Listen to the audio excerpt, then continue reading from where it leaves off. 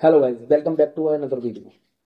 आज मैं आपके लिए लेके आया हूँ how to improve candid photography. और इसके लिए मैं आपको 5 टिप्स बताऊंगा। तो अगर वो आप 5 टिप्स फॉलो कर लेते हैं तो आप काफी अच्छी वेडिंग कैंडिड फोटोग्राफी कर लेते हैं।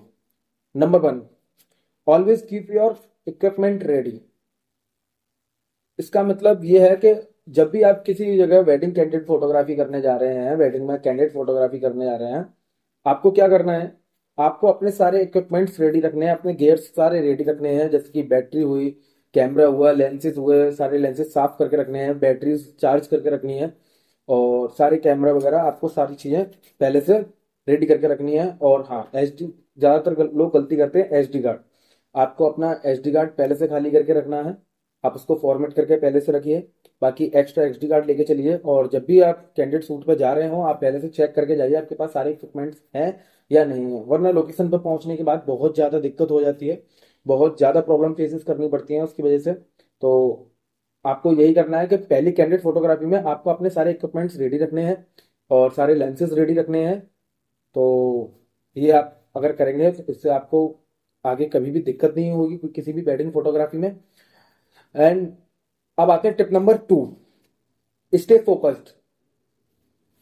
स्टे फोकस्ड का मीन्स मतलब ये है कि जब भी आप कैंडिडेट फोटोग्राफी कर रहे हैं तो आपका ध्यान हमेशा हर एक मोमेंट पे रहना चाहिए, हर एक मोमेंट पे। स्टे फोकस्ड मतलब आपको हर टाइम देखना है कि कोई मिस नहीं हो जाए, कोई भी चांस मिस नहीं हो जाए फोटो क्लिक करने का। और कौन सा राइट मूवमेंट है फोटो क्लिक करने का, आपको ये भी ध्यान रखना है। जैसे कि क्या होता है, कभी कभी कपल जब जयमाला कर रहे हैं या जयमाला हो रही है स्टेज पे, तो क्या होता है कि जयमाला लेते टाइम वो तो नैनो सेकंड का वो होता है कि आप उनने जय दूल्हे ने जयमाला उसमें डाली और दुल्हन ने भी डाल दी। इतने में अगर आपने वो फोटोज क्लिक नहीं कर पाए तो आप वहां पे उनको टोक नहीं सकते हैं, आप उनको बोल नहीं सकते हैं कि आप ये दोबारा करिए, या वो आपसे बोलें कि हमारी फोटो दिखाइए, वो भी आपको उस टाइम पे नहीं बोलेंगे। लेकिन वो जब आफ्टर रिजल्ट आप उनको डाटा देने जाएंगे, जब वो देखेंगे कि इसमें जयमाला की फोटोज ही नहीं है, तो ये आपके लिए बहुत ज्यादा गलत होगा और उनके लिए भी वो भी बहुत ज्यादा मिस करेंगे उस मोमेंट को। तो ये चीज हमें ध्यान में रखनी हुई है। दूसरी जगह कभी कभी कपल जब बात कर रहे होते हैं आपस में, ग्रूम एंड ब्राइड जब बात कर रहे होते हैं आपस में, तो हमें वो चीज भी कैप्चर करनी है तुरंत। कभी अब क्या होता है कि जैसे आप कहीं दूसरी जगह शूट कर रहे हैं और इधर ब्राइड का शूट कर रहे हैं, उधर ग्रूम खड़ा हुआ है, तो ये सारी चीजें भी आपको ध्यान में रखनी है। ठीक है। अब आते हैं टिप नंबर 3 पर। Tip number 3, patience and wait for right movement. Patience मतलब क्या होता है कि जब भी हम कैंडिड फोटोग्राफी करते हैं तो सबसे पहले हमें अपने अंदर पेशेंस रखना है। जैसे कि अगर हम किसी भी जगह फोटोग्राफी कर रहे हैं और कोई मूवमेंट होने में हमें पहले से मालूम है कि हाँ इस चीज में इतना टाइम लगेगा, तो हमें उस टाइम पे वहां पहुंचना है और फोटोज क्लिक करनी है। कभी कभी क्या होता है कि आपस में कपल्स बात कर रहे होते हैं तो हमें ऐसे यूं करके कैमरा पकड़े रहना पड़ता है 10-10 मिनट तक, 5-5 मिनट तक, कि कब वो हंसेंगे, कब वो स्माइल करेंगे, कब वो बात करेंगे, जब हम उनकी फोटोज क्लिक करेंगे। तो इसमें पेशेंस बहुत ज्यादा जरूरी है, पेशेंस तो आपको रखना ही पड़ेगा। अगर आपके पास पेशेंस नहीं होगा तो आप काफी अच्छी फोटोज नहीं खींच पाएंगे।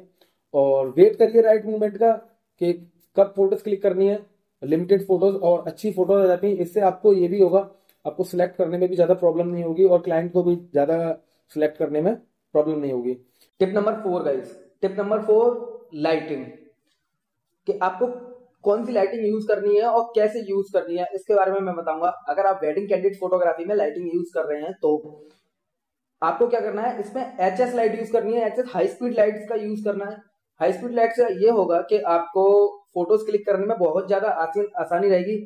आप क्या होता है, एक जगह पे मल्टीपल फोटोज क्लिक करनी है, जैसे कोई ग्रूम या ब्राइड चल के आ रही है या दोनों डांस कर रहे हैं, आपको मल्टीपल फोटोज क्लिक करनी है।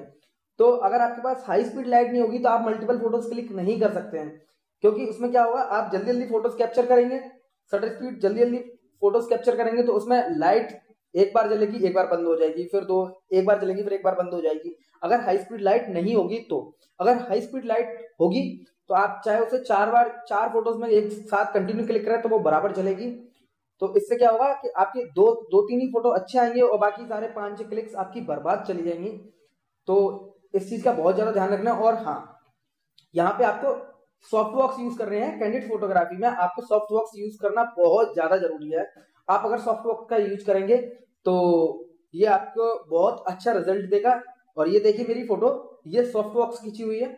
और ये वाली फोटो जो अब आप नेक्स्ट फोटोज देख रहे हैं, ये मेरी जो नेक्स्ट फोटो है ये डायरेक्ट लाइट से खींची है। आप देखिए ये डायरेक्ट लाइट वाली फोटोज में कितना स्वेटनिंग दिखाई दे रही है, प्लस ये जल भी रहा है, नोज और ये फॉरहेड ये सब जल रहा है। लेकिन ये आप सॉफ्ट लाइट वाली फोटोज आपने देखी, सॉफ्ट लाइट वाली फोटोज में ऐसी कोई प्रॉब्लम नहीं है, क्योंकि उसी का नाम ही सॉफ्ट वॉक्स है। आप वो लाइट को बहुत ज्यादा सॉफ्ट करके डालती है, और जो डायरेक्ट जो लाइट होती है वो आपका चेहरा स्किन जला देती है। तो इस चीज का बहुत ध्यान रखना है। तो दोनों चीजें का यहाँ पे ध्यान रखना है। और हाँ, स्पीड लाइट और सॉफ्ट वॉक्स ये दोनों चीजें आपको रेडी रखने हैं ऑल टाइम, और सब्जेक्ट के जस्ट सामने रखने हुए हैं। आप क्या होता है कि जब भी आपका कोई हेल्पर है या कोई लाइट पकड़ने वाला जो भी आपका साथी है, आपने क्या किया, आप फोटोग्राफी कर रहे हैं और वो लाइट पकड़ा हुआ है, आपने फोटो खींचना है ग्रूम का और लाइट है ब्राइट की तरफ। तो इस चीज का बहुत ज्यादा ध्यान रखना, जब तक वो मूवमेंट निकल जाएगा आप फोटो से नहीं निकल पाएगा, क्योंकि वहां लाइट नहीं है, लाइट कहीं और गिर रही है। तो इस चीज का आपको बहुत ज्यादा ध्यान रखना है। अब आते हैं guys tip number 5, telephoto zoom lens.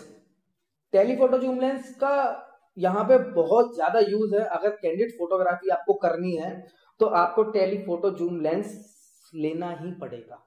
Telephoto zoom lens क्या होता है? Telephoto zoom lens candid photography का एक बहुत बड़ा हिस्सा है, आपको ये यूज करना ही पड़ेगा। क्या होता है कभी कभी कि जब भी हम कहीं दूर से फोटो खींचते हैं, या फिर बहुत ज्यादा सोच लीजिए कि कोई स्टेज लगी हुई है और स्टेयर्स वाली लगी है, काफी ऊंची स्टेज लगी है और आगे उसके आसपास व्यूअर्स खड़े हैं, बहुत ज्यादा भीड़ लगी हुई है, तो आप कैसे फोटोज क्लिक कर पाएंगे? आप फोटोज क्लिक नहीं क्लिक कर पाएंगे। तो उसके लिए आपको क्या करना है, थोड़ा दूर जाना पड़ेगा और कहीं ऊंची जगह पर खड़े होकर आपको फोटोज क्लिक करनी होगी। जब आप ऊंची जगह से जाके वो फोटोज क्लिक करेंगे तो वो आप किट लेंस 50 mm 85 mm से नहीं क्लिक कर सकते हैं, आपको उसके लिए टेलीफोटो जूम लेंस लेना ही पड़ेगा। और टेलीफोटो जूम लेंस काफी अच्छा रिजल्ट देता है और ये बहुत ज्यादा जरूरी है। और ये यहाँ पे आपकी 5 टिप्स पूरी हो गई हैं।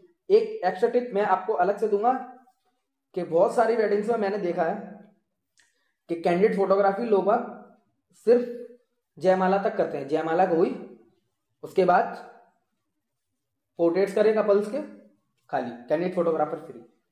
मेरा मानना ये है कि आप कैंडिड फोटोग्राफी विदाई तक करिए, विदाई तक नहीं तो सिंदूर भरने की जो रस्म होती है, जहां फेरे होते हैं, वहां तक तो आपको करना ही चाहिए, क्योंकि वो जो मोमेंट होता है सिंदूर वाला वो बहुत ज्यादा इंपॉर्टेंट होता है और बहुत ज्यादा अच्छा लगता है। अगर वो किसी क्लाइंट के पास पहुंचती है ना फोटो, वो बहुत ज्यादा खुश होते हैं, सेटिस्फाई होते हैं। यहाँ पे आपको ये ध्यान रखना है टाइमिंग का, तो ये आप विदाई तक करें कैंडिड फोटोग्राफी तो बहुत बेटर रहेगा।